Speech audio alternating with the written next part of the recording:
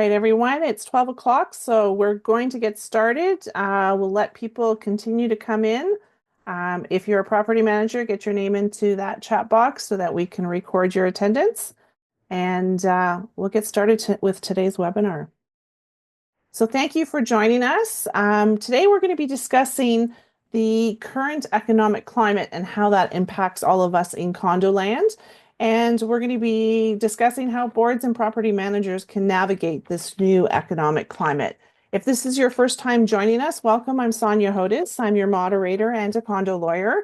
And if you've been here before, we're so happy that you could join us again. Everyone these days they're talking about the economy, especially in light of all the events that are happening south of the border. And tariffs are a hot word these days, and the tariff wars are a hot topic.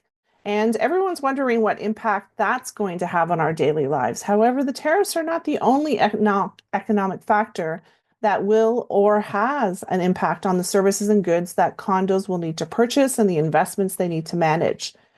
We don't need to be economists to know that the cost of everything is rising. We see that in our day-to-day lives, and condo boards are having to manage the realities that we're all facing against the expectation of owners and the reality that nobody really wants to pay more than they're already paying. And in the middle of all this, property managers are having to help boards navigate these realities and the economic forces that are presenting themselves. And unfortunately, they're usually the ones that have to be the bearer of bad news. So today we're going to discuss how the current economic climate and forces impact the day-to-day operations of a condo.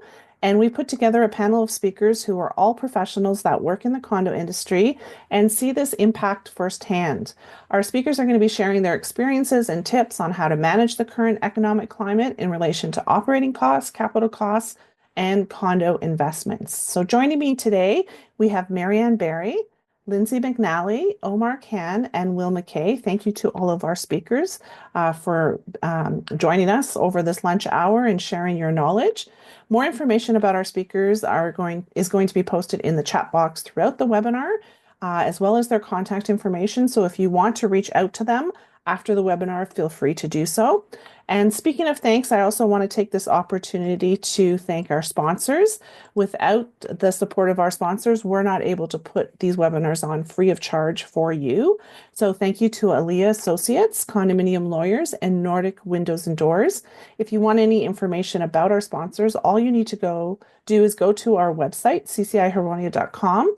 And on the bottom of our landing page, you'll see their logos. You can just click on their logos. It'll take you to their website.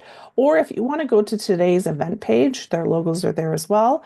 And you can click on the logo from the event page. And again, it'll take you to their website where you can find out more information about the services that they provide. So thank you again to our sponsors. And if you're a property manager and you are wanting to claim your CPE credits, if you haven't put your name in the chat box, do so before the end of the webinar to confirm your attendance. Please don't put it in the Q&A box. Make sure you get your name and company name into the chat box. And then all you need to do is log into your CMRAO account and claim your credit for attendance today. If this is your first time being at one of our webinars or being involved with CCI, let me just tell you who CCI is. We are the Canadian Condominium Institute, and we are an independent nonprofit organization formed in 1982. We have chapters across the country, and in Ontario, we have 8 chapters alone, and CCI Huronia is one of those Ontario chapters. Our main objective is education, but we also advocate for condos, and we represent all those involved in condos, from owners to directors and professionals. And we encourage all these stakeholders to work together. So if you're not a member of CCI, you can become a member by finding a local chapter on our national website, which is cci.ca. And if you'd like to become a member of the CCI Huronia chapter, we would be more than happy for you to do so. And you can apply for membership directly on our website at ccihuronia.com. While you're on our website, there's also some great resources.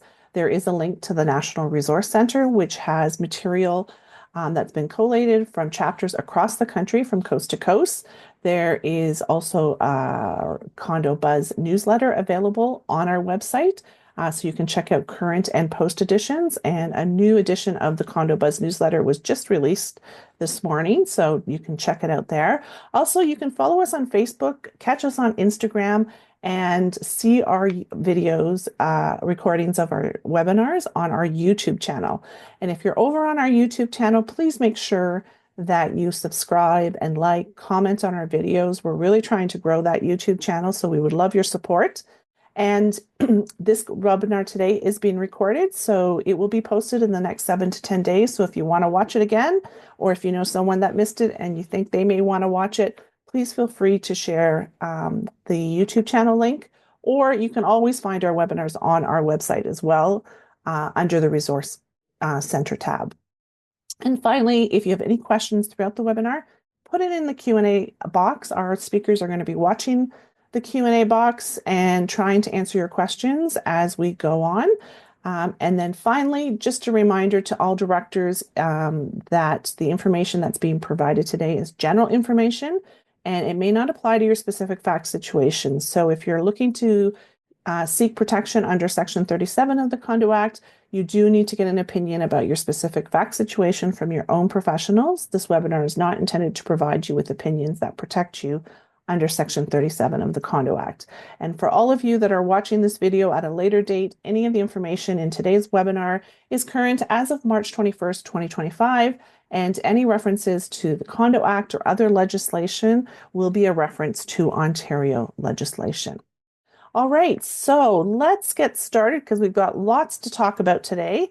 And our first speaker is Maryann Barrie, who is a property manager here in Barrie. And Maryann, you're going to give us some insight in terms of what you're seeing when it comes to operating costs. What kind of expenses are going up? What are you seeing? What are you experiencing with your condo boards? And what are some of the things you're doing to help your condo boards manage that? Thank you, Sonja. I'm excited to be here, and I'm excited that you invited me to participate today. So thank you very much. Over the last few years, between the pandemic and the recent events with what we know now as the tariff TIF, we have all seen increases in the operating expenses, with some that have been a significant impact to the annual budgets.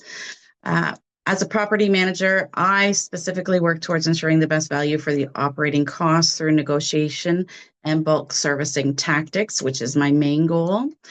Along with these cost-saving tactics, I also work towards proactive scheduling to support cost-saving measures, which help manage and optimize expenses for my portfolio. And I'd like to share some of those with you today. In particular, as I am sure many managers have encountered over the years, there are a few key components to the operating budgets that have impacted annual increases each year to the common element fees, particularly utility rate increases, which is water, electricity, and gas, insurance premiums, labor costs for skilled trades who experience higher demand, and the impact of insurance costs, material costs, and wage increases themselves. A few tips that I have that hopefully will help. Always happy to discuss further. I've utilized over the years of my condo management is vendor negotiations, actively negotiating contracts with vendors to secure multiple year terms and locking in rates to protect against price increases. Consolidate contracts for services like landscaping, security, and maintenance, reducing overhead costs. For an example, my contracts that I've implemented recently is to include salt and sand in the winter maintenance as opposed to a per-use application. I found that by doing this over the last few years, it's significantly decreased the operating budget.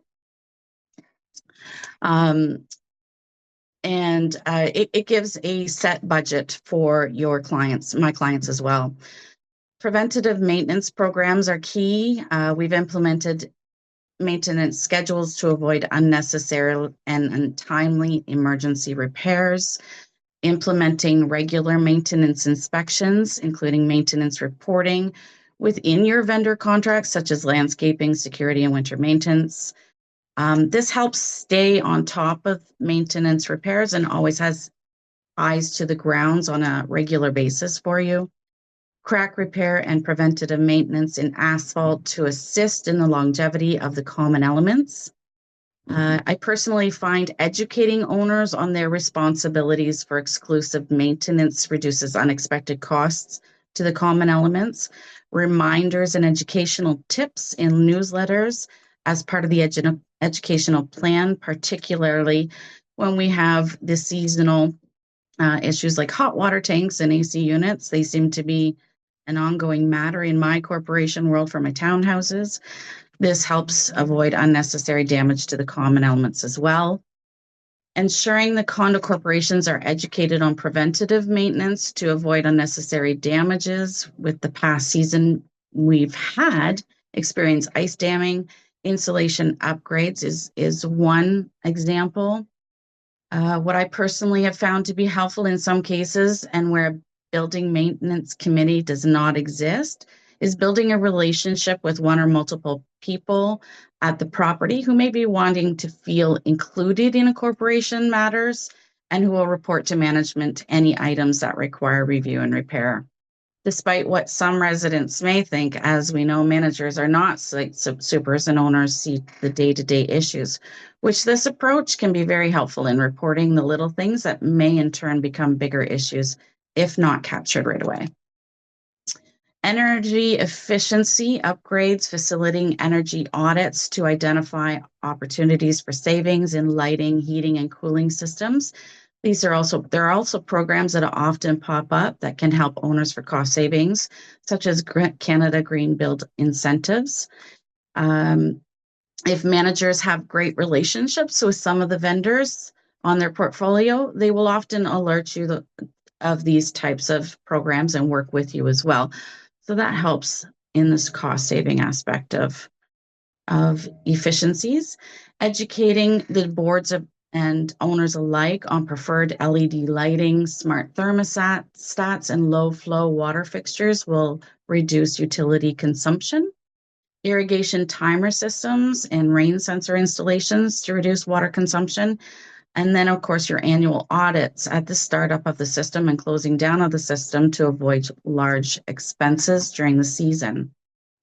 Insurance, ensuring the corporation's insurance appraisals are up to date so to prevent unexpected increases in the corporation's annual insurance policy renewals. Adding necessary components to the policy, such as volunteer insurance and legal expense insurance coverages, will certainly help for any of the unknowns in the future. Establishing volunteer committees in your corporation can help reduce the cost of maintenance. Garden and building maintenance committees are familiar in some of my corporations as well. They work well, and they work with the board in the communication level to ensure that they're in their guideline and scope of work, if you will. Garbage bin days. I have a few corporations that love these days annually. We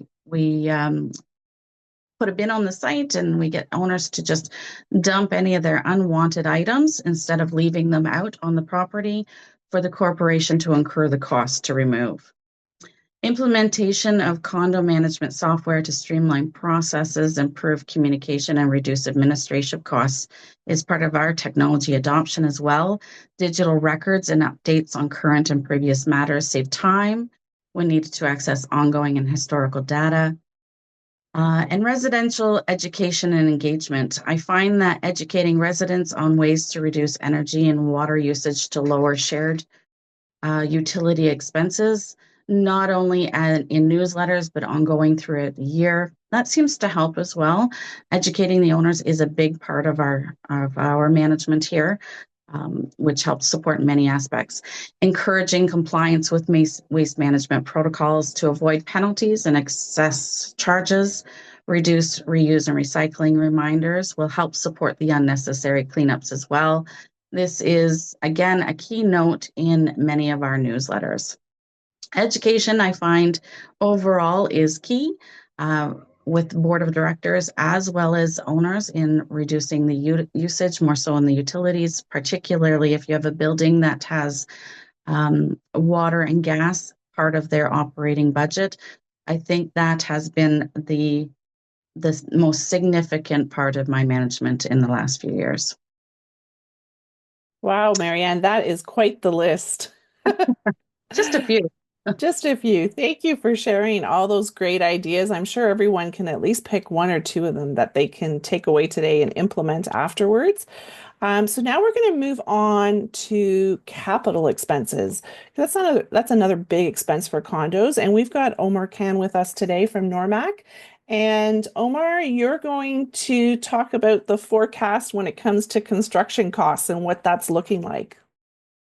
Yeah, thank you. And thank you to Maryann. That was really informative. I'm going to touch on some of what she spoke about as well. So I'm Omar Khan. I'm with Normac. So we really focus on replacement cost value. So what it costs to rebuild the property. But a lot of what we do, the principles can be applied to both the operation expenses, what you're doing on a day-to-day maintenance side, and then capital planning, excuse me, capital planning and capital projects.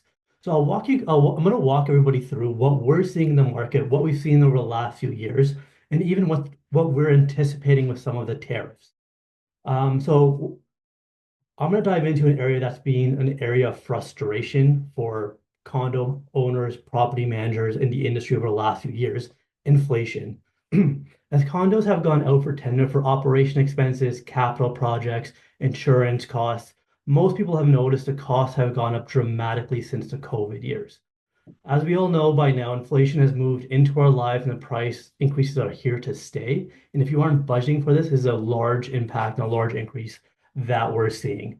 This is impacting several areas of expenses for condos from operations, as Maryann spoke about, insurance values, which we do, and then reserve planning and capital projects and how to get through all those.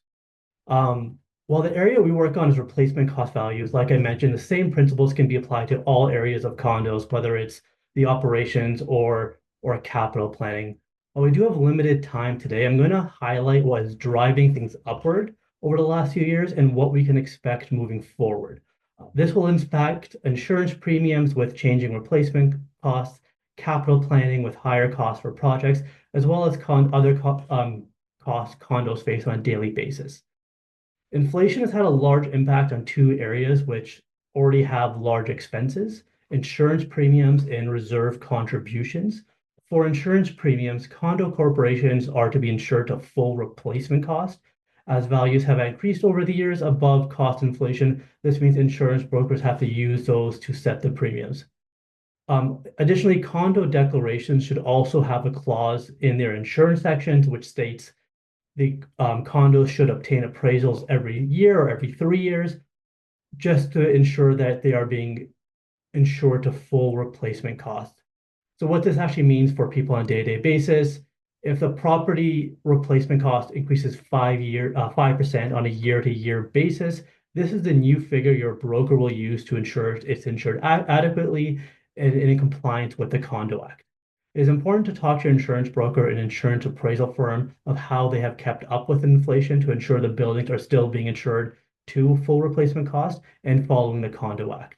This will ensure that corporations are paying the correct have the correct insurance coverage, paying the correct fees, avoiding co-insurance clauses, and fulfilling their fiduciary duties.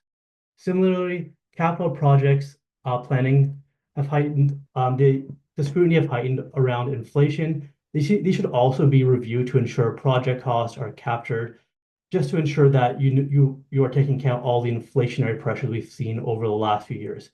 This can be done in a few different ways. Some people are deferring projects. There's more special assessments coming in, and then loans are also being done, which Lyndsey is going to speak about shortly.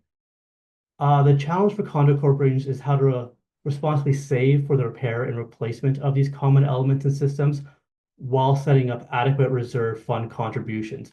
Expenses coming out of these funds may be incurred over years and sometimes decades, which means planning ahead to ensure the right amount is contributed annually is imperative.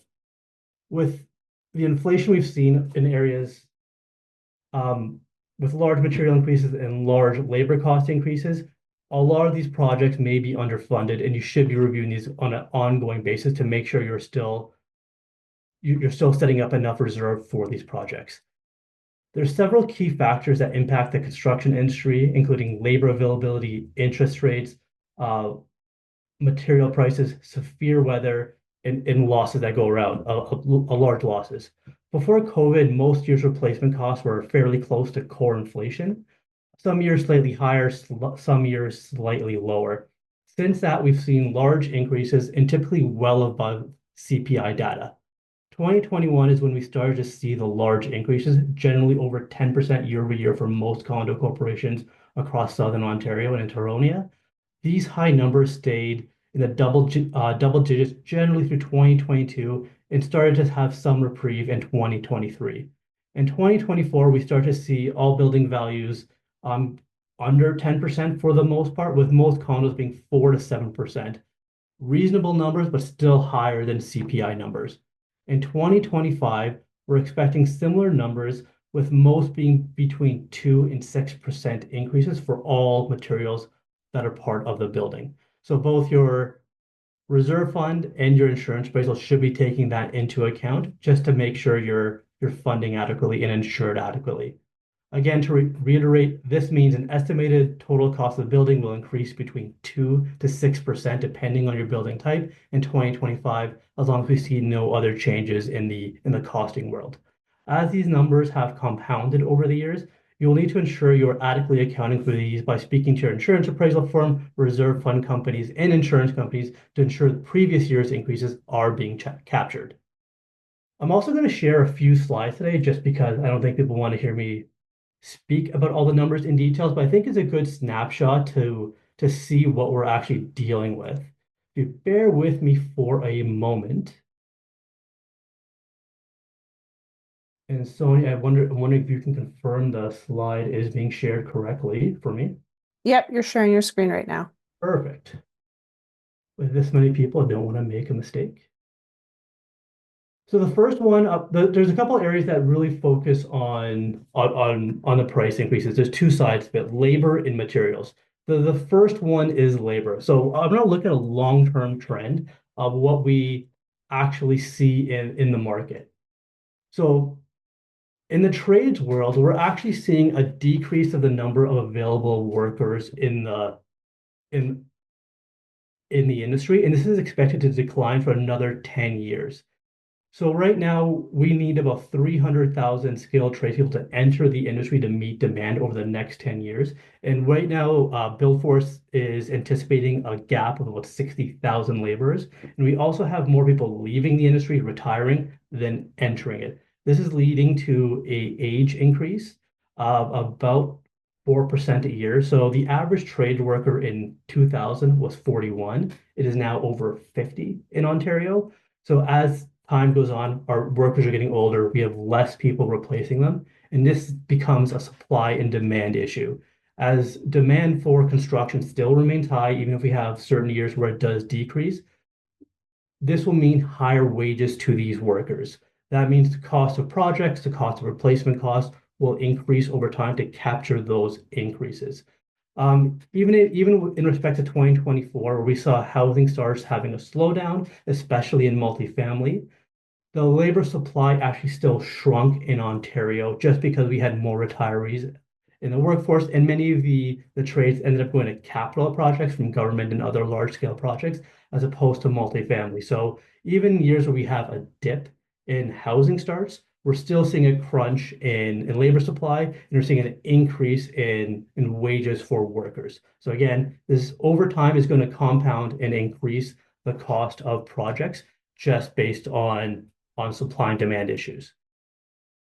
The next slide, we're actually going to talk about the actual labors and what's actually impacting what we see. So we routinely see month-to-month fluctuations on a variety of prices. However, what is most impactful when communicating to your boards the role of material prices play, construction cost increases, is the long-term trends. So what I've put up here is February 2020 to December 2024, essentially the start of COVID to now, to the end of 2024, excuse me. And what we're seeing is price increases between 25 and 45% for most materials that condos use on a heavy basis. This gives an indication of what costs in recent years have increased by and what you can expect going forward. The possible gap coverage you might have a possible gap in coverage of insurance if you're not doing appraisals on an annual basis. And if you're not reviewing your reserve fund on a regular basis either, they may be underfunded. So again, these are the big items that need to be taken into account. And anything that needs both high levels of labor, high levels of material, then even if you add in something like petroleum, which is in a lot of these materials, it adds to the cost. So something like window replacement, which has high level of materials, high cost of labor, it it it has a quite drastic increase on the total cost. Asphalt shingles on roofing, you also have now incorporate petroleum in there as well. So you're going to have high levels of increases on these. And just speaking to other members of our industry, cement makers are expecting large increases as well as the years go on. So these are things you have to keep in mind. And most vendors who deal with the material worlds, we do this. I know engineering firms that do this, some brokers, they put out a cost guide on an annual basis. Make sure you ask for those, make sure you receive them, share them with your board, just so you have a snapshot of what happened in the last year and what people are anticipating for the next year, so there are no surprises. That's probably one of the biggest takeaways. A lot of people don't pay attention or don't try to stay on top of the material changes. There's cost guides out there, there's forecasts out there by a lot of the larger firms. Make sure you get a copy of them, make sure you understand them, and have a lot of questions if you do have them, just so you're taking into account all issues. The last thing I want to touch on is what we're seeing in terms of the starting point in the increases. A lot of people look at CPI and use that as their metric. I really want to really highlight that's a misguided metric. During the period from 2014 to 2024, the rate of inflation rose by 28.3%. The National Apartment Building Construction Price Index and non-residential construction price indexers, 99% and 55.9% respectively. So again, if you are a residential high-rise or apartment building, CPI was 28%, over a 10-year period. The actual apartment increase doubled, almost 100% increase. So these are things you have to take into account. Every material is going to be slightly different, but take a look at these values and take a look at these numbers on a regular basis to make sure you're being captured. Look at your past tenders and costing to make sure you're capturing everything. So the last thing I want to touch on, let me stop sharing my slides, is inflation. Is the T word, tariffs. We hear a lot about it in the media right now. There's a lot going on. Right now, the threat of tariffs is a lot of uncertainty. We haven't seen a lot of price increases coming through yet. Generally, builders don't like uncertainty, so we are seeing some reports of delayed projects, delayed purchase of bulk materials coming in from the United States because they are worried about the project starts in August, are tariffs going to be applied? So these are things people are watching for. But right now we're seeing a slight decrease in order of materials from the United States, nothing at scale yet. But if tariffs do occur, we don't fully understand what the results will be, just because there's going to be a lot of moving parts to them. Are there going to be retaliatory tariffs? Are we going to have changing interest rates, which will change the demand of housing starts? If they go in place, how long will they be put in place? Will this affect the labor shortages, which we spoke about earlier? And will this put Canada into recession? And if that does, what happens to building starts and building demands? And a lot of these we have to take a look at on an annual basis. I spoke to a large a concrete supplier about 10 days ago, and they're anticipating if the tariffs do come in April, they'll increase their price of concrete by 20% overnight. We've spoken to other people in the wood industry who said there will be a delayed reaction. So it really comes down to what the product is, where the inputs are coming from. And with a concrete maker, they had aggregate to materials going back and forth over the border 3 or 4 times before it ends up with an end user. So they know they'll have to pay tariffs twice on one material if everything stands where it is. So right now with tariffs, it is a big unknown. People are watching it. We're trying to stay on top of it, but ask your vendors and providers what they're doing to be proactively ready for it and what impacts could be on a variety of areas. So if tariffs do come in, we may be back in the area of heightened inflation. which has been on a reprieve over the last few years, but we really don't know. Just because we don't know how our government's going to respond to it, we don't know what the interest rates will be, and we don't know what's going to be the demand of housing starts and other starts across the country. And with that, I'll pass it back to Sonja for the next section. All right, Omar, thanks for all that great news. That's what we are. The bears of bad news on a regular basis. Yeah, but the reality is we need to know that information to be able to understand what's happening. And there's a lot of great information there that you provided, and I'm sure a lot of people are going to want to come back and watch the video again just to go through that information. So don't worry about it if you didn't get it all the first time. This video is recorded. It's going to be posted in the next 7 to 10 days on our website and on our YouTube channel. So feel free to go back and go over those numbers again. All right, so we've talked about sort of all these increased costs and what condos are facing and some suggestions on what to deal with them. But the reality is that somebody's got to pay these costs, and condos don't always have the money to do so right at hand. So next we have Lyndsey McNally with us, and she's going to talk about condo finance options and what condos can do. Lyndsey? Thanks, Sonja, and thanks so much, Omar. Usually it's me that has to be the bad news bearer and go through the inflation. So it's nice to come in and talk about some of the solutions and strategies that condo corporations have. Good afternoon, everyone. I'm Lyndsey McNally. I'm with the Condominium Lending Group. And you've just heard Omar talk about the rising costs from a capital repair perspective. And truthfully, this is creating a significant financial challenge for condominium corporations. More and more in today's market, we are seeing shortfalls in amounts that condominium corporations have already saved towards their capital repair projects, and an escalation in the rate at which they have to save for future projects. So most condominium corporations would plan in their reserve fund studies inflation of around 2 to 4% annually. That's that CPI, or that misguided metric that Omar referred to. And so if you think over the last 5 years, your average condominium corporation maybe would have increased its rate of inflation in its reserve fund study by around 15%. This is a really long way from the sort of 25 to 45% range that Omar showed in the tables that he shared a moment ago.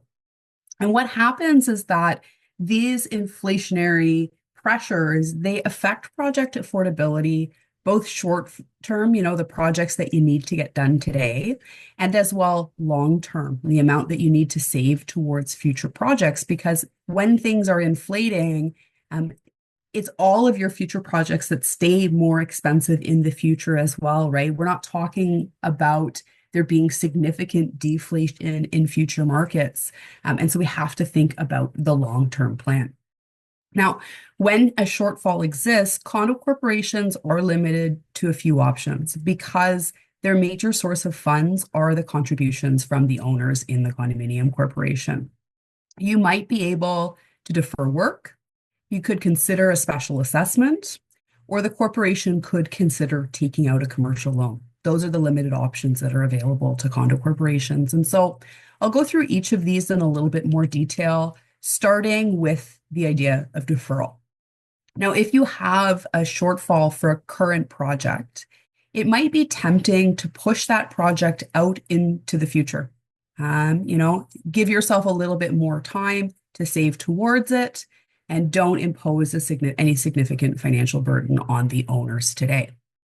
Now, this is sometimes an option, and it's an option that's worth looking at, but you have to do so very carefully. The first thing you really need to consider if you're thinking about deferral of a project is whether or not the work can even be reasonably deferred.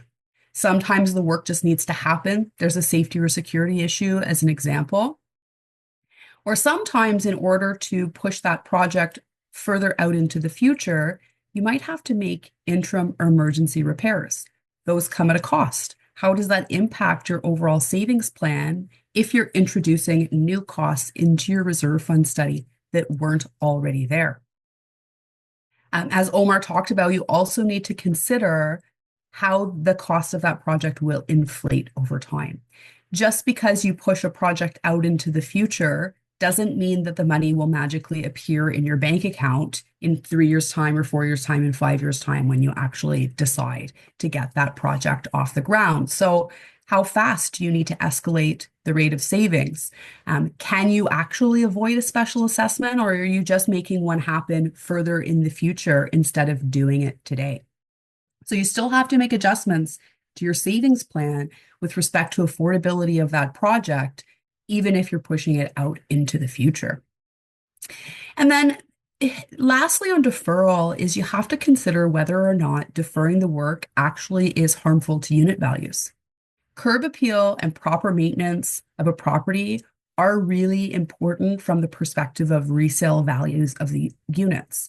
And the board really needs to be mindful that they're not making decisions that limit the owner's ability to get the best value in resale and to protect and preserve the investment that they've put towards their home. Sort of under deferral, but a little bit different, is the idea of phasing projects. I really should mention this as well.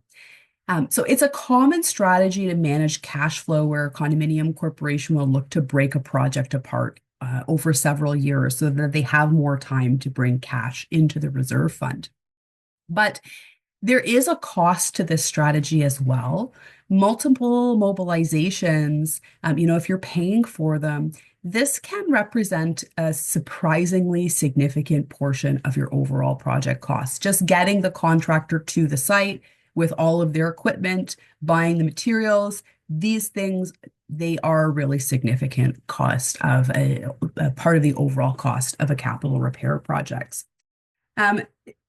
Sometimes obviously construction projects do need to be phased from an execution perspective. The project is too large to do it in a single season, as an example.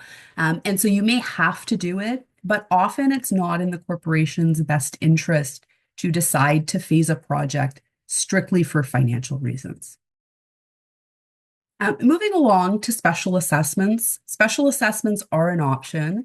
And they are a route commonly taken by condominium corporations. And the reason for this is because boards of directors, they do have authority already built into their bylaws to levy assessments for what we call extraordinary expenditures. And they're able to collect it just like a regular condo fee. They give the owners notice, and then the same collection protocols apply in the event of a non-payment for that special assessment. Now, a special assessment is a good way to manage a shortfall and still keep fees lower. But in today's economy, we are seeing special assessments in larger and larger dollar values. This can mean that boards struggle to impose the financial hardship on their neighbors, but actually also on themselves. Affordability of housing is a major issue affecting Canadians, and there are many, many families these days that would struggle to come up with large sums of money because costs unexpectedly increased for capital repairs. I also sometimes think that special assessments are not always the most fair approach when we think about the intention of reserve fund legislation in Ontario. And the whole purpose of the way we plan reserve funding is that every owner of the condominium corporation pays their fair share of capital repair costs over time. A special assessment creates an imbalance where the current owner becomes responsible for all of these costs because of past underfunding. And it doesn't matter if that underfunding is because of bad decisions in the past or because economic pressures, the owner today still bears all of the burden. So, if a special assessment doesn't look like a good option, a condominium could also consider a commercial loan, which is a great way to eliminate the need for a special assessment. And it can be a much more affordable way from a condo fee perspective to pay for major repairs and replacements. A loan can be taken out on behalf of the condominium corporation and not its individual unit owners. This is important for people to understand. It means that the condo can take out a loan without impacting owners' personal credit, without impacting the equity in everyone's individual home, and without limiting an owner's ability to borrow for any other reason that they might have in their personal lives. It can also be a really nice way to reestablish that fairness that I was talking about a moment ago, where special assessments create an imbalance.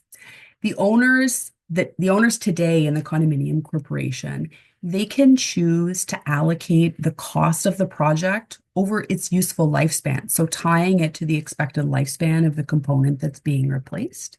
This allows the owner now to share some of the costs with the future owners, who quite frankly also benefit from the fact that the work got done by the condominium corporation. Presumably it improves values, and we can reestablish fairness that way.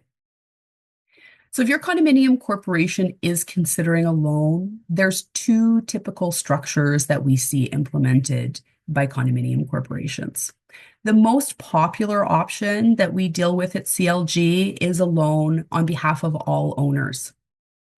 With this structure, we're able to take advantage of some of the cash flow in the reserve fund and actually slow down the rate that condo fees need to increase, which minimizes the impact of the loan repayment through the condo fees and thereby reducing the burden on the individual unit owner. A key consideration when we're looking at implementing this strategy is the impact of the loan payments on the fees and whether or not the fees themselves will stay reasonably competitive when we compare them to the condo fees of similar real estate that's available on the market. You don't want your condo fees to increase so much that you're no longer comparable with your neighbors from a resale perspective, because that could cause some harm to resale values for the units in the corporation. And so there are times when a loan on behalf of all owners in the reserve fund doesn't make sense. Like, for example, if the fees would get really high, or if there are a large number of people in the condominium corporation who prefer to pay a special assessment, but you have a smaller group of owners that really need the financial support and would be otherwise put out of their home if a financing option was not available through the condominium corporation. So in cases like this, the other loan structure that can be considered is what we call a hybrid or an opt-in, opt-out loan. And how this works is that the condo corporation actually does go ahead and levy that special assessment.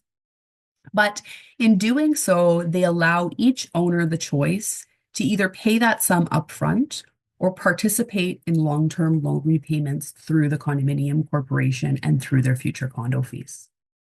There are some drawbacks to this second approach. There is significantly increased administrative burden on the condominium corporation, both when setting up a loan of this structure, and then also each time the term matures, there's a lot of extra legwork that needs to be done. With these opt-in, opt-out structures, there is also risk in the long-term management of prepayment. So for example, if an owner participated in a loan and now they want to sell their unit, well, that term is locked in, but they don't want to pass the loan payments on to the future owner. They may want to pay out their obligation, and then the condominium corporation will hold that as a liability to be paid out in the future. But those funds need to be managed correctly. Otherwise, when that money actually becomes due or the term matures, that money might not be in the bank anymore, and that creates some risk for the condominium corporation. The other reason why this optional loan structure is not always a great solution is because we don't have the option of minimizing the impact of the loan repayment on the condo fees like we do when we put in a loan in place on behalf of all of the owners. What happens in this case is that any owner participating, right away, they'll see the full loan payment impact their condo fees. There's no way to minimize the increases and increase the condo fees over time. Now, in order to borrow money, a condominium corporation has to pass a borrowing bylaw. And what happens here is that the board of directors actually would approve a borrowing bylaw, and then they would table it at an owners meeting for a vote, asking the owners to approve the borrowing. A borrowing bylaw does require consent of a majority of all units in the condominium corporation, not a majority of those present at the meeting, but a majority of all units in the condominium corporation. The reason that I like The option of putting a borrowing bylaw on the table for a condominium corporation is it takes some of that decision-making burden off of the board of directors. The board doesn't have to impose what they believe to be the right strategy for their community. They actually can put it to the owners and know that the financing decision that's being made for the condominium corporation is, in fact, the right solution for a majority of the owners. Now, just to wrap it up, my best advice to condominium corporations who are facing shortfalls for capital repair projects is to do your due diligence. Know what the options are and consider all of them. The owners will expect this of a board before they make a requirement for owners to pay a large sum upfront for a special assessment. Questions about options, they're really common at owners' meetings, so it's best to be prepared with the history and the reasoning of why the board is putting this in front of the owners of the corporation. Proper due diligence will also ensure that when you are implementing a financial solution, that you are implementing one that is reasonable and is the right one for your community. So with all that said, I'll pass it back to Sonja. Thanks so much. Thanks, Lyndsey, and thanks for covering so much there. So it's good to know that we have options, and it's good that people can look at the different things that are available and find out what the right fit is for their community. And, having to pay money is not a fun topic, but people like Lyndsey can help your condo figure out which is the best route to take. So let's move to something that's maybe a little bit more fun than talking about having to pay money out. Let's talk about investments for the last little bit of this webinar. And we've got Will McKay with us. And Will, what are some things that condos should be doing in terms of the economic climate that we're facing right now to protect those investments and hopefully still continue to grow them? Sonja, thanks so much for the invitation today. Thanks to our great panelists. Hard to follow those three. I see lots of names we recognize in the chats. So thanks everybody for joining us. I always cheekily say, I get the best some of the conversations sometimes because we get to tell people who have money how we get to make them more money. And this is what we really like to do. So what does today's economic uncertainty mean for condominium finances and the reserve fund? So thank you again for having me. I'll take the next few minutes to talk about the economic climate, how it affects your condominium corporation, particularly your reserve fund, capital needs, and investment strategy. So what we'll talk about right now is bigger picture. Where are we? Global uncertainty and politics, just dominating the conversation. I think in Canada here, we're very, very dialed into US news, I would say more so than they are to ours. So we really, get a big picture. So we're living in a time of heightened economic and political uncertainty. We've got an election coming in Canada. We just had one in the United States. On the global stage, every eye is on the US right now with the election of, President Trump. He's returned to office. He took a greater stance towards protectionist policies and tariffs. This means China, Canada, Mexico is really being put on the back foot for tariffs. And it's triggered a new wave of tensions, disrupted supply chains. Again, it's going to fuel inflation, particularly in construction and materials, right where it hurts your reserve fund planning. This is it. At the same time, here in Canada, the Bank of Canada has been trying to tame inflation without tipping us into a recession. And on top of this, now we have tariffs, which are 100% inflationary. It just raises the cost for everybody. So while inflation has come down from its peak in Canada, it's a little sticky that we have right now. And the central bank would like to have held interest rates steady, but faced with the economic uncertainty of what's going on in the US, they chose to cut by a quarter point. While the risk of a mild recession is coming in this year, it remains on the table, but we're going to watch that for consumer spending or, more geopolitical tension, as you would say. So what does this mean for you as a condo board? It means balancing rising costs when you have volatility against long-term capital needs, all ensuring financial stability for your owners. And this is it. So when we come to reserve fund pressures and revisions, what do we do? So the reserve fund is designed to fund major repairs and replacements. But many corporations right now are finding that the reserve fund studies underestimate the true cost, especially with rising construction inflation, material shortages, and labor constraints. I think all the previous panelists have talked about all of those. So in this environment, what does it mean? Project costs are more volatile. We may see some price escalations in tendering, where we're trying to build in for what if some of these costs are in here. Because a little bit difference between Canada, the United States, and the US, you can price fix your construction costs, not necessarily so the same way in Canada. You get some variability in there. A recession could just delay some projects. You just might not be able to get, the ability to get those projects off the ground. But you know what? If some of our contractors don't have as much work to do, maybe a little flexibility in pricing. I don't know how that'll work. Contributions may need to increase sooner than planned to fully fund status. Like when inflation is above expectations, your reserve fund planner is going to put some increases in there to get you back to that cost program that you should be on. So it may mean that you may need to accelerate your reserve fund study update sometimes if you have a large project coming in, where you might want to just say, you know what, let's do this early to actually see what the cost is going to be. But either way, your reserve fund needs to be able to absorb some unexpected increases and at the same time stay fully funded.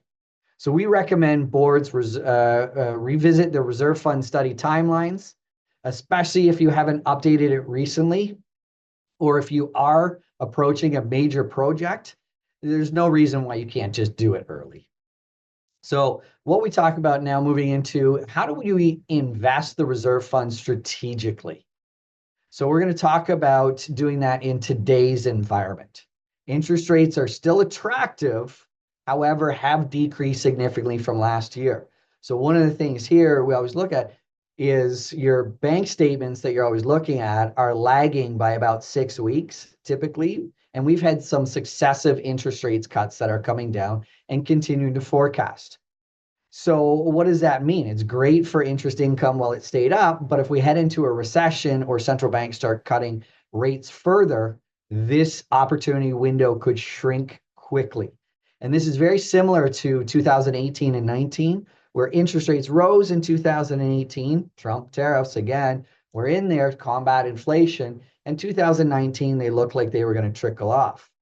And we had went to one of our boards in Toronto and said, you should lock in these funds, $2.5 million they had in the bank account. And they said, well, the bank account's liquid and it's a good rate, so we're going to leave it there. And we said, should protect this. You want to protect your ability to earn. And they said, no, we're going to focus on liquidity. And what happened at that moment was, if you remember, 2019, 3 months later in 2020, we had COVID. And the Bank of Canada slashed interest rates by 75%. And this corporation lost the ability to earn for 2.5 years. There's only one way you fix that. They had to raise fees. That was there. So when we look at the Ontario Condominium Act, eligible investments are limited to lower risk investments because principal protection is most important. So you're looking at government and provincial bonds and laddering GICs. And they give you fixed income returns while preserving liquidity. That's what you really want to do. So what we want to do is align cash flow forecasts with maturity dates, line up your projects that are in there, so funds become available when you need it, and you don't want any penalties by trying to cash out early or miss any opportunities that come from locking in some good rates. What we also want to do is watching for a potential pivot to lower interest rates. And this means locking in medium and longer term rates now would be a smarter move, because you want it to be the opposite of a mortgage. A mortgage, you want a low rate for a really long period of time. Your investments here, if you don't need them, you want the best rate for the longest period of time to try and combat that rising inflation to be there. And what we're looking at here is some corporations, depending on the life of them, may be able to utilize some alternative GICs. These are extendable or equity linked.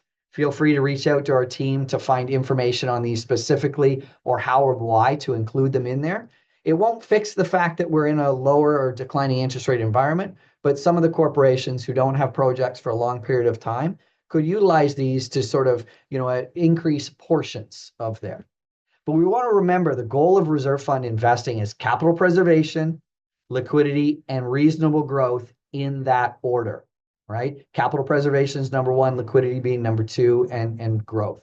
So what you want to think about is building a resilient reserve fund, able to weather short-term shocks like now, like tariffs or inflations, so it can keep up with the rising costs that's going in there, but also positioned for long-term growth and stability. And I find a lot of the time our boards always keep predominantly a lot too much cash because we run into what if scenarios. And as we're heading towards potential recession, items like this, locking in funds for a longer period of time to at least ensure that you're meeting your minimum obligation against your reserve fund study is really important. Because most of the time you want to be able to look at it and say, okay, if our minimum obligation is a 2.5% rate of return that our reserve fund planner has factored in, and we can lock in funds at that 3% range and more, that's going to ensure that you're going to meet that requirement. You cannot control rising costs or inflation. That's outside of your control. So control what we can control. That's in there. But most importantly, I talk about communication. This is really it. I want to stress the importance of good financial governance, and they should be working with your property managers, your engineers, your investment advisors to create a fully integrated financial plan. I often say use 4 documents on a regular basis to corroborate the financial health of the corporation. Take your reserve fund study, just compare it against your audited financials. Just look across the line, see where we are.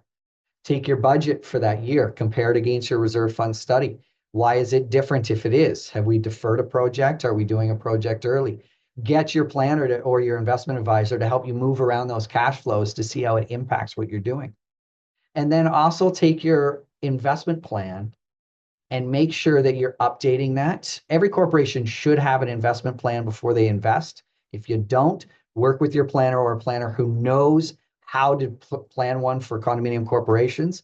They can help you see issues out there. And I'll give a small example. We had a building in 2018 who was doing a cladding job and had just redone their reserve fund study. And we were able to identify that they were going to be about $460,000 short in 5 years. And we identified it was the cladding job that they were doing was about twice the cost that we anticipated. And the investment return that they were calculating the reserve fund study was off. But what we had done is came back and said, let's look at the different ways we can solve this. And the engineer, myself, and the property manager all worked together on strategies, whether it was a lending issue, whether it was a special assessment, whether we could work in some other scenarios. And what we did is we put in a soft increase over the next couple of years, communicating to the owners that a cost came in ahead. And that building during COVID had some of the smallest increases during that time because they had got ahead of some of those. So they were able to recognize that they didn't have a problem today, but we might have a problem down the road later. And that really was about good communication with the owners. They came back, communicated, no surprises. I think owners really just don't like surprises.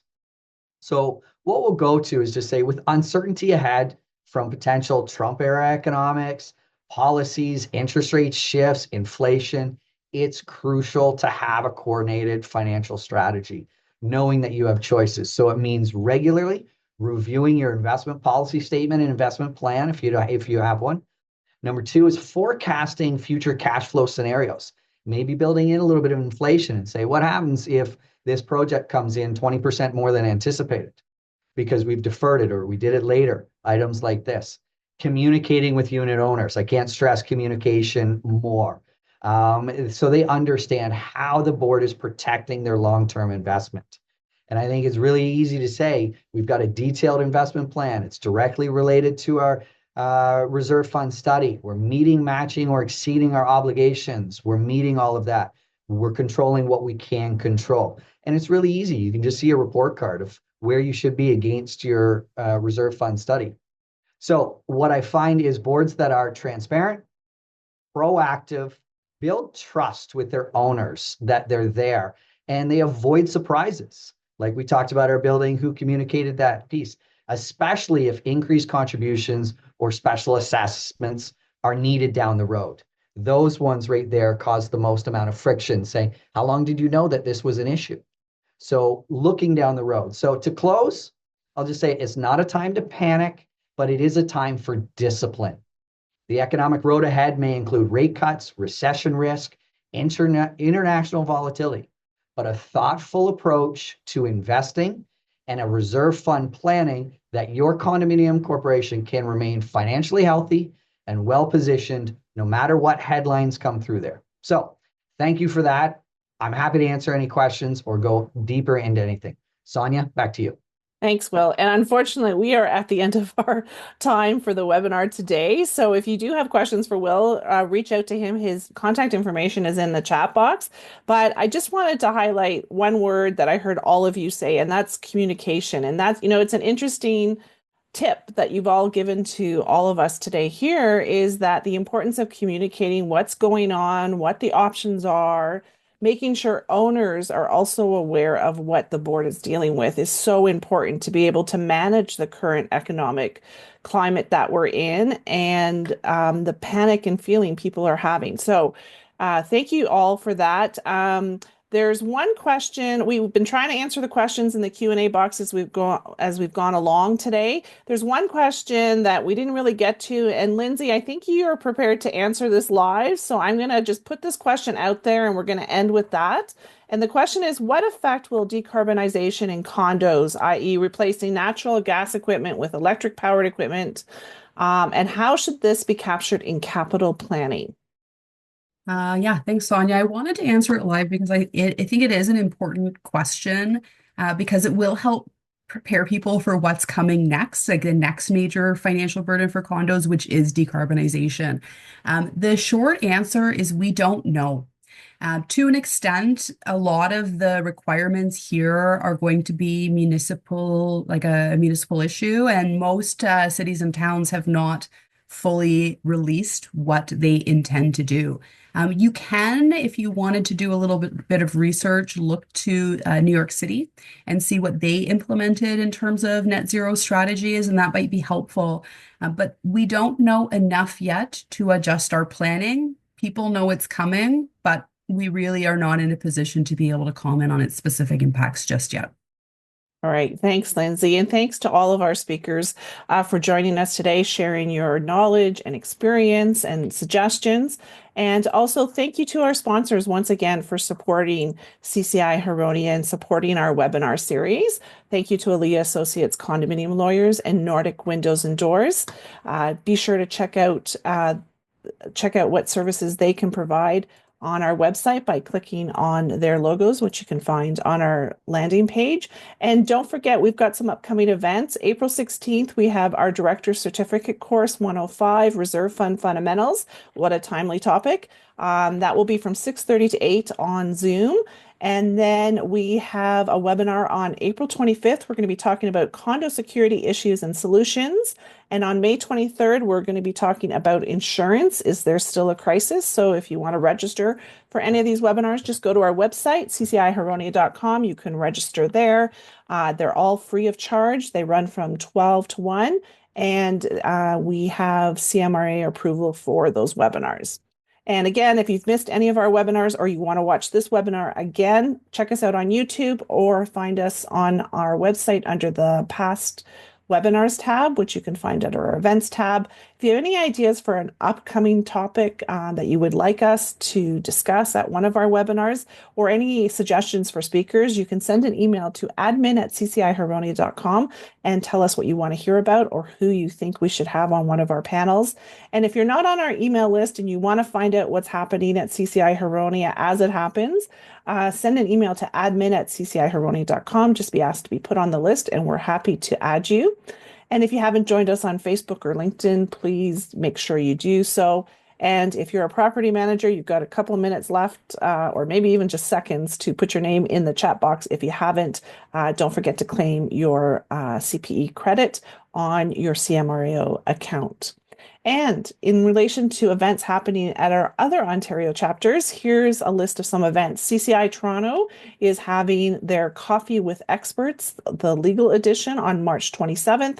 You can go to ccitoronto.org to register. CCI Golden Horseshoe is hosting an event on March 25th called The Life of a Condo from Infant to Toddler, the first 2 years after condo registration. You can go to cci-ghc.ca